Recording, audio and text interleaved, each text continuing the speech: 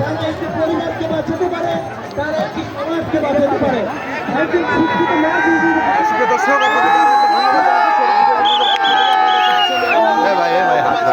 বীরগঞ্জে গ্রাম বাংলার ঐতিহ্যবাহী নৌকাবাইজ প্রতিযোগিতা অনুষ্ঠিত হয়েছে।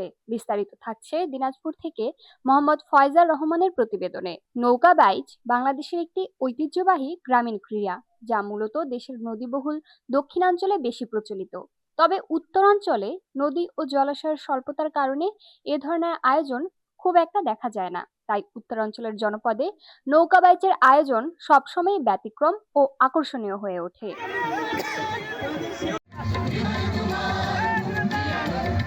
এই প্রেক্ষাপটে দিনাজপুরের বীরগঞ্জ উপজেলায় মাদকবিরোধী সচেতনতা বৃদ্ধির লক্ষ্যে অনুষ্ঠিত হল ব্যতিক্রমধর্মী নৌকাবাইজ প্রতিযোগিতা।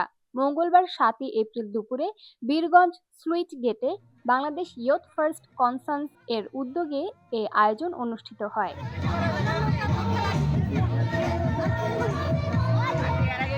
অনুষ্ঠানে প্রধান অতিথি হিসেবে উপস্থিত ছিলেন উপজেলা নির্বাহী কর্মকর্তা সুমা খাতুন। সভাপতিত্ব করেন বিওয়াইএফসি এর প্রোগ্রাম ম্যানেজার অসিত চৌকিদার। বিশেষ অতিথি হিসেবে উপস্থিত ছিলেন পাল্টাপুর ইউনিয়নের চেয়ারম্যান মোহাম্মদ তহিদুল ইসলাম, ওয়ার্ল্ড ভিশনের ম্যানেজার রবার্ট কমল সরকার এবং বীরগঞ্জ থানার ডিএসপি কর্মকর্তা হায়হার আলী।